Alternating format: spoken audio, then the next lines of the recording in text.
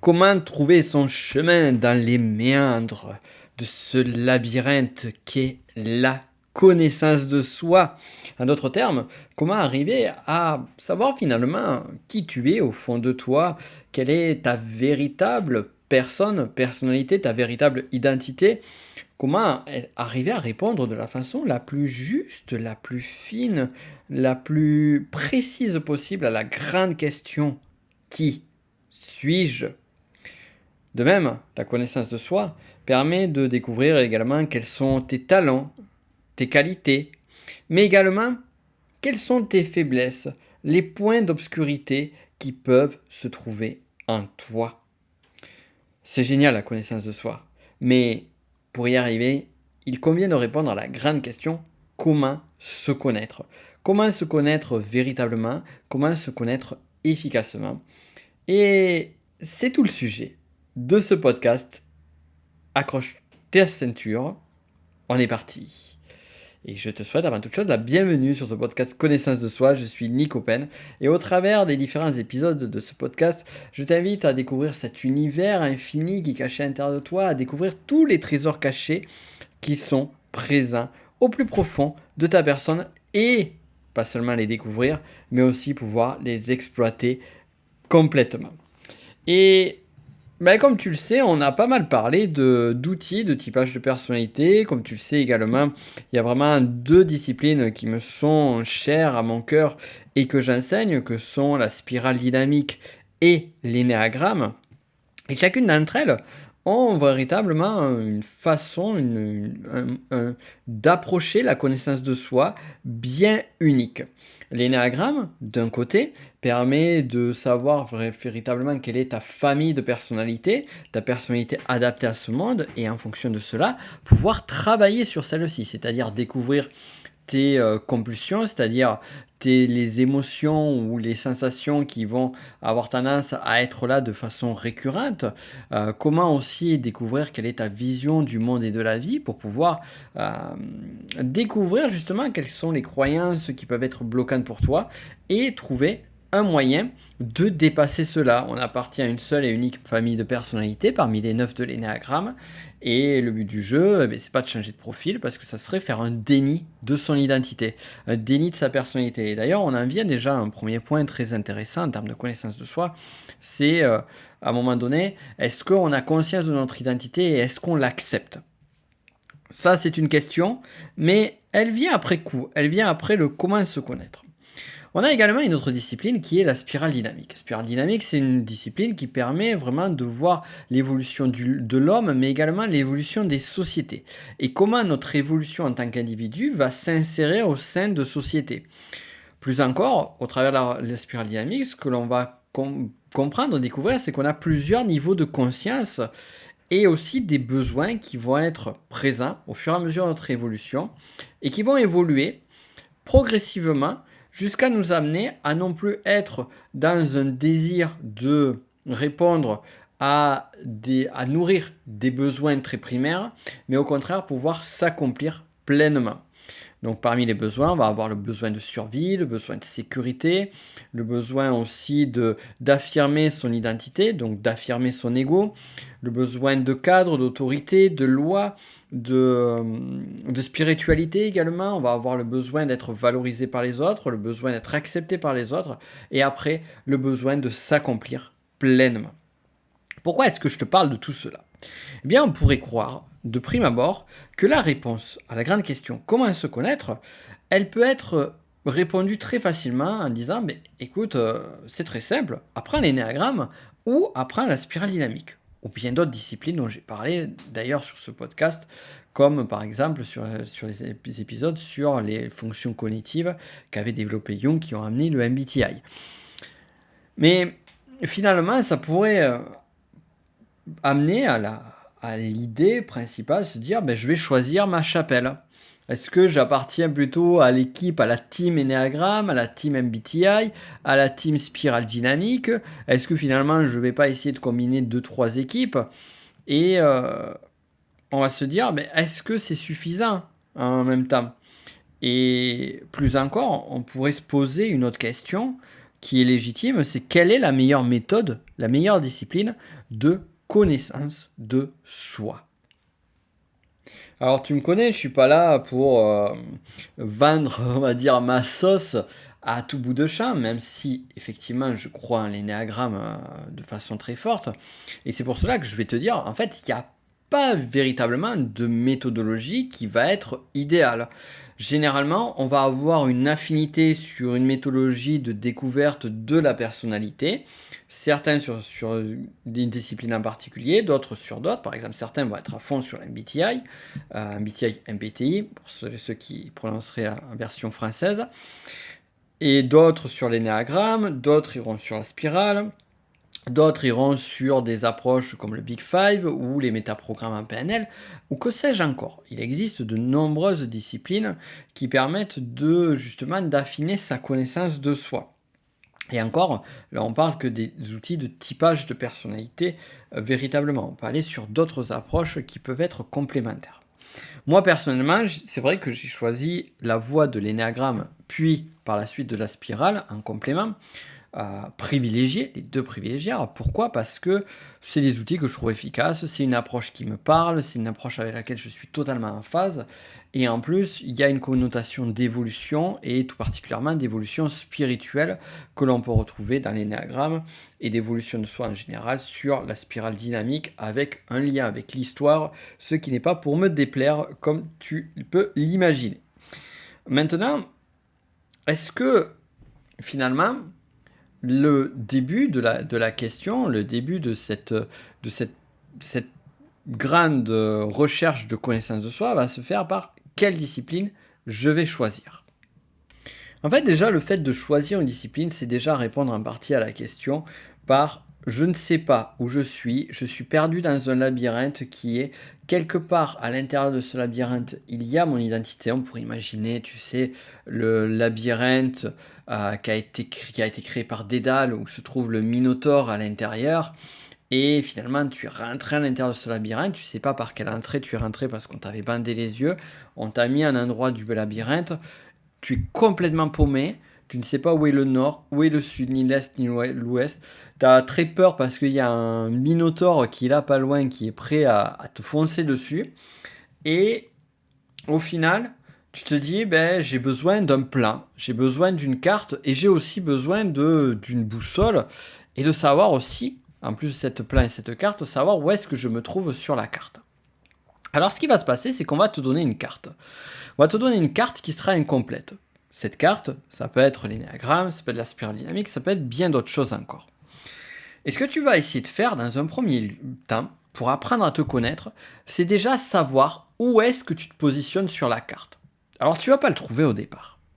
Tu vas pas le trouver, tu vas devoir te balader dans le labyrinthe. Le labyrinthe qui est la recherche de la connaissance de soi. Rassure-toi, je vais mettre toutes les choses au clair par la suite. Tu as ta carte, tu as des endroits, des entrées, des sorties, et tu te rends compte que sur ta carte, il y a certains points clés qui sont marqués. Comme par exemple, à un endroit donné, il est marqué sur la carte qu'il y a une statue d'une déesse grecque, on va dire Athéna. Sur un autre point, il y a une fontaine. Tu te balades dans le labyrinthe, et à un moment donné, bam, sur quoi tu tombes? Sur une statue grecque. Alors tu te dis, est-ce que c'est la statue qui est sur le plan ou pas? Et tu te rends compte que pour aller de la statue jusqu'à la fontaine, il faut passer tout droit, à gauche, à droite, puis tout droit. Donc tu te dis, ben, je vais essayer de faire ce chemin-là. Tu fais le chemin, et au final, tu arrives à la fontaine. Et là, ce qui est génial, c'est que tu viens de trouver un point, l'endroit où tu te trouves sur cette carte, mais également le sens d'orientation. Et ça, c'est pas rien. On pourrait imaginer que cette carte, par exemple, c'est les 9 types énéagrammes. Et au final, tu vas découvrir les 9 types énéagrammes, c'est-à-dire tu vas découvrir petit à petit la carte, tu vas essayer de faire le lien entre la carte et toi, ce que tu es, ta façon d'être. Et il y a des points de repère dans cette carte. Par exemple, on pourrait imaginer qu'un type de personnalité, on va prendre le 4, eh bien ses points de repère, c'est quoi? Eh bien, c'est celui qui est lié au manque, à toujours avoir cette sensation de manque, à regarder le manque. Il y a aussi un autre point de repère qui est le fait d'être très centré sur ses émotions pour justement connaître ses propres besoins. Ben là, tu sais que tu as ces deux choses-là. On peut imaginer que le manque, c'est la statue d'Athéna, et le focus sur ses propres émotions plutôt que le mental ou plutôt que la partie instinctive, eh bien, ça va être cette fameuse fontaine. Ben, dès lors, une fois que tu t'es repéré dans le labyrinthe et tu te rends compte que ça te correspond à toi et pas à quelqu'un d'autre, et tu te dis, ben là, ok, j'ai découvert, ça y est, je comprends comment ça fonctionne. J'ai ma carte et je sais que je suis sur un type 4 énéagramme. Donc voilà, tu as découvert ton type de personnalité.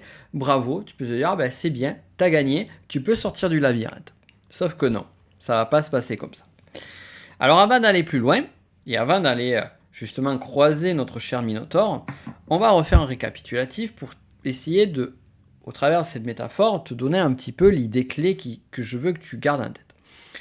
Comment se connaître? Eh bien, d'abord, on a parlé d'un labyrinthe. Sur ce labyrinthe, on est perdu à l'intérieur de ce labyrinthe. C'est-à-dire que le fait d'être perdu dans le labyrinthe correspond à ton identité, à l'intégralité de ton identité, et le fait que tu sois perdu à l'intérieur de celui-ci, c'est que tu ne sais pas aujourd'hui qui tu es véritablement. On a beau essayer de se définir, on va essayer de se définir en comparaison aux autres, on va essayer de se définir par rapport à ce que vont dire notre professeur, nos parents, notre conjoint, conjointe, nos amis, mais au final on se rend compte que eux-mêmes n'ont qu'une vision biaisée de nous-mêmes. Donc en d'autres termes, tout ça pour résumer, on ne se connaît pas véritablement. Donc on va arriver à un moment donné, on va avoir besoin de quoi? On va avoir besoin d'outils. On va avoir besoin d'une approche. On va avoir besoin d'une méthode qui permette de faire cette exploration de soi. C'est là que vient l'énéagramme, c'est là que vient la spirale dynamique, c'est là que vient la PNL par exemple, c'est là que vient plein d'autres choses encore. Et une fois que c'est fait, une fois qu'on a donc cette méthode qui est présente face à nous, eh bien, on va pas avoir de suite, bam, la réponse. Croire qu'en faisant un test énéagramme, on va de suite connaître son type de personnalité, c'est ne pas connaître l'énéagramme et c'est se planter totalement.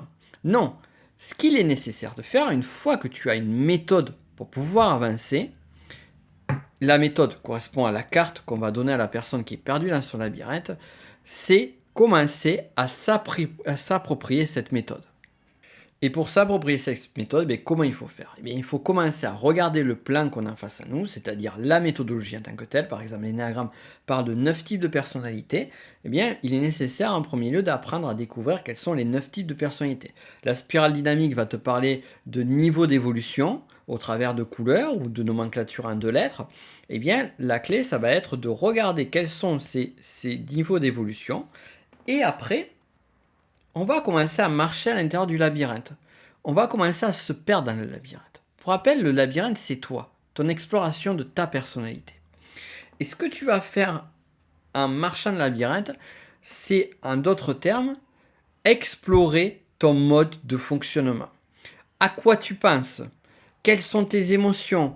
Quelles sont tes croyances? Quelle est ton histoire de vie? Quels sont les moments qui ont été des moments forts pour toi, des moments forts positifs, mais aussi des moments forts négativement pour toi? Et en explorant finalement comment tu fonctionnes, comment tu ressens les choses, quelles sont les idées qui te viennent en tête généralement, quels sont les actes que tu as fait dans ta vie, quels ont été les choix de vie que tu as pu faire, c'est-à-dire tout ce qui compose ce que tu es et ce que tu as fait au travers de ce que tu es, ça va te permettre de pouvoir faire le lien entre la carte, la méthodologie, qui est une carte donc qui n'est pas le labyrinthe en lui-même, mais une représentation simplifiée de labyrinthe, et le labyrinthe qui est ta personnalité, tu vas essayer de les mettre les deux en correspondance. Et c'est là où, si on reprend l'énéagramme ou la spirale, pour reprendre que ces deux exemples-là, une fois que tu as découvert les différents niveaux de la spirale, une fois que tu as découvert les différents profils énéagrammes, tu vas aller voir comment ils vibrent avec toi. Ce qui correspond avec ta personnalité, ce qui n'y correspond pas. Et ce travail, ça prend du temps. Et c'est ça que beaucoup de personnes oublient. C'est là où beaucoup de personnes font l'erreur de se typer trop rapidement ou de se dire finalement je suis tous les profils énéagrammes, finalement je suis 3 profils, finalement j'arrive pas à me définir, ça ne marche pas, c'est de la merde. Ben non en fait, c'est pas vrai. Rien de tout ça n'est vrai. Ce qui est vrai, c'est que le travail d'exploration dans le labyrinthe n'a pas été suffisamment fait. Donc il faut continuer à faire ce travail-là. Jusqu'au moment donné où tu vas avoir un point sur ton labyrinthe que tu vas découvrir et tu seras sûr qu'il sera en correspondance avec la carte. Comme quand j'ai pris l'exemple d'une personne qui voit qu'il y a des éléments du type 4 et elle les retrouve à l'intérieur de son propre labyrinthe. Elle les retrouve au travers de sa propre personnalité. Et elle voit que eh bien, ça correspond clairement à ce type de personnalité. Et c'est là qu'elle va découvrir cette partie de sa personnalité. Maintenant, rappelle-toi ce que je t'ai dit. Cette carte qui est la méthodologie, qui est la définition au travers d'une discipline de ta personnalité, elle est sommaire, elle n'est pas complète. Et le labyrinthe est beaucoup plus précis de ta personnalité. Il est beaucoup plus fin.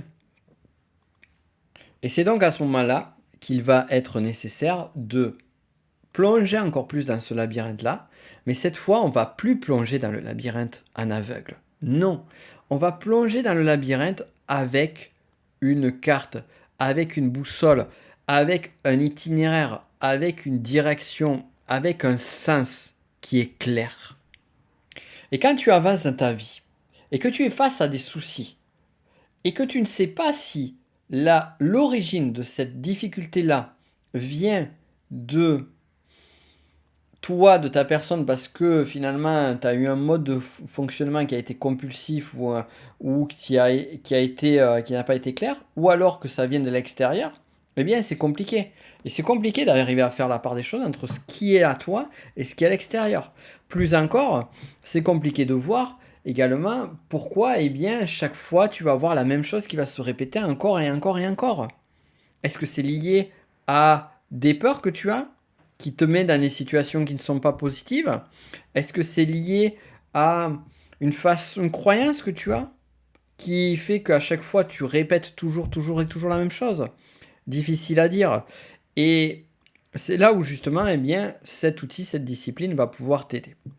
Alors, je vais faire une petite parenthèse nécessaire. J'ai beaucoup parlé d'énéagramme, j'ai beaucoup parlé de spirale dynamique en exemple. Pour rappel, si tu ne l'as pas déjà fait, si tu ne suis pas déjà ces 2 formations, je t'invite à regarder le premier lien qui est en description. Tu pourras avoir une masterclass gratuite pour l'énéagramme. Pour la spirale dynamique, une série de vidéos qui te permettront de mieux connaître, déjà d'avoir des points de base. Donc déjà découvrir à quoi ressemble cette carte et après pour pouvoir aller plus en détail à l'intérieur d'elle. Donc si on synthétise maintenant, apprendre à se connaître, comment apprendre à se connaître? Eh bien, la façon de faire par la pratique pour apprendre à se connaître, elle convient à plusieurs choses. Déjà, premièrement, avoir une méthodologie en place qui puisse permettre de poser des mots, de poser des noms, de comprendre comment fonctionne une partie de ta personnalité, et ensuite une exploration de ton intérieur, c'est-à-dire une exploration de ton labyrinthe. Alors on pourrait croire qu'on va être dans une espèce d'autocomplaisance, d'auto-analyse exagérée, d'égocentrisme exacerbé au fait de se chercher sans arrêt à savoir comment on fonctionne, comment on est. Mais ce qu'il faut garder en tête, c'est que la connaissance de soi, elle n'est pas une finalité en tant que telle. Donc, ce que je veux dire là, c'est que dès que tu commences à trouver ton chemin sur la connaissance de soi, le but du jeu, c'est pas juste de dire ah ben voilà, je fonctionne comme ça, ou de dire ah ben voilà, mon labyrinthe, il correspond à ça de la carte, et puis quand tu fais ce chemin, ça va là. Non. Le but de la connaissance de soi, c'est de découvrir son identité, de découvrir son être, pour pouvoir dépasser ce stade-là. Pour pouvoir justement voir comment je vais me comporter vis-à-vis du monde extérieur, mais aussi également voir comment, eh bien, je vais pouvoir m'améliorer moi-même. Et c'est là où, à un moment donné, on va se retrouver face au Minotaure. Ce Minotaure qui se balade dans le labyrinthe. Et on ne sait jamais à quel moment on va être face à lui. Ça fait beaucoup de face. On ne sait jamais quand on va être confronté à lui. Et le jour où on va être confronté à lui, eh bien, ça va être un moment difficile parce que le Minotaure, il représente quoi? Il représente cette partie qui est plutôt obscure de notre personne, cette partie sombre. Il représente nos peurs, il représente nos émotions les plus désagréables. Il représente cette confrontation à cette part animale de notre être.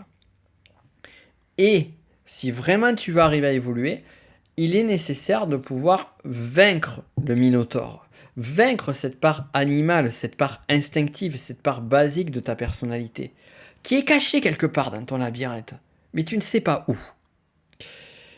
Et une fois que tu l'auras vaincu, à ce moment-là, tu vas pouvoir passer à un autre état d'être. Et c'est là où tu vas pouvoir véritablement évoluer au stade d'après, et encore, et encore, et encore. Mais pour trouver ce Minotaure, pour pouvoir le vaincre, il convient de connaître son labyrinthe intérieur et d'avoir des armes pour pouvoir l'affronter. Et c'est là où des disciplines comme l'énéagramme, la spirale dynamique, la PNL, en gros des disciplines de développement personnel, des disciplines plus orientées spiritualité, des approches liées à la psychologie vont pouvoir, ou aussi on peut voir des accompagnements, par exemple avec un thérapeute ou autre, eh bien vont pouvoir te donner tout ça, différentes armes pour affronter le Minotaure. Et alors, il n'y a pas ici, on a tendance à toujours chercher quelle est la meilleure méthode, quelle est la meilleure approche. Mais en fait, ce qu'il faut voir, c'est que déjà, on ne sait pas quand on va trouver le Minotaure. Ça, c'est intéressant. Donc, c'est en continuant d'explorer qu'on y arrivera. À savoir que si à un moment donné, tu te retrouves face à ton Minotaure et que tu as peur, que tu ne te sens pas prête ou prêt pour l'affronter, mais il n'y a pas besoin d'aller en force non plus. On peut très bien dire, je vais m'échapper, je vais aller dans d'autres couloirs de mon labyrinthe intérieur. Et dès que je serai prête ou prêt, je reviendrai l'affronter. Je sais qu'il se trouve dans cette région-là de ma personnalité. Donc, c'est pas grave. J'ai pas besoin d'y arriver de suite. Et lorsque tu seras face à lui et que tu voudras l'affronter, eh bien, on pourra imaginer par exemple que l'énéagramme t'amène avec une épée de chevalier ou de chevalière. Je sais pas si ça dit chevalière. Bon, bref, tu me diras en commentaire. Bref, avec une épée, avec l'épée Excalibur, avec toi.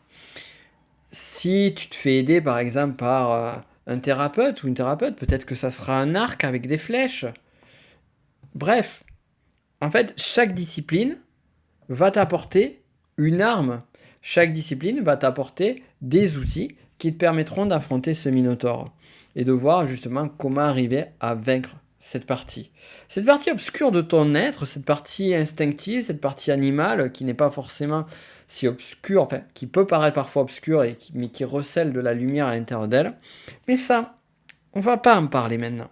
Ça, on en parlera plus tard, lorsqu'on abordera des sujets comme l'ombre de ta personnalité. Si ça t'intéresse, tu me diras, si tu peux laisser un commentaire dans la plateforme où tu écoutes ce podcast. Et si tu aimes mes podcasts et celui-là, je t'invite à me faire un like, 5 étoiles en fonction de là où tu te trouves dans ce labyrinthe extérieur qui est Internet. Voilà, j'espère que ce petit voyage au travers du labyrinthe intérieur aura pu t'aider. Et l'idée, c'est d'arriver à arpenter toujours ce labyrinthe, d'arriver à le découvrir toujours un petit peu plus. On ne connaîtra jamais, qu'on soit clair, qu'on soit honnête, qu'on soit sincère.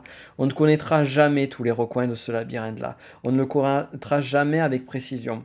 Cependant, plus tu maîtriseras la connaissance de ton labyrinthe, plus tu maîtriseras les points clés de celui-ci, plus tu pourras aller là où tu veux aller dans ta personnalité.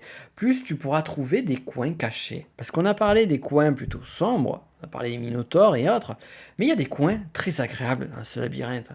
Il y a des magnifiques jardins ensoleillé, avec une rivière qui coule juste à côté. Il y a des coins super plaisants avec des oiseaux qui chantent, avec des dieux grecs qui jouent de la harpe et des déesses, avec mille et un nectars à goûter. Il y a de belles choses qui sont cachées, des trésors magnifiques qui sont là à l'intérieur de ce labyrinthe qu'est ta personnalité. Et ça aussi, c'est intéressant. Ça aussi, ça vaut le coup d'aller les découvrir.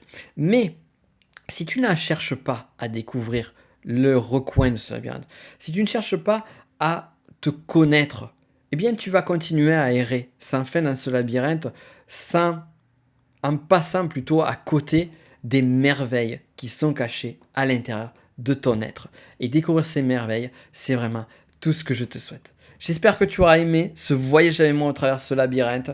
Si tu veux aller plus loin sur disciplines que sont spiral dynamique, énagramme et pourquoi pas spiritualité, regarde le premier lien qui est en description de ce podcast. C'était un plaisir comme à chaque fois. Et quant à nous, on se dit à très vite pour un autre épisode du podcast. Prends soin de toi et je te souhaite de belles découvertes. De belles découvertes, je vais le refaire. Je te souhaite de belles découvertes dans ce labyrinthe intérieur. À très vite.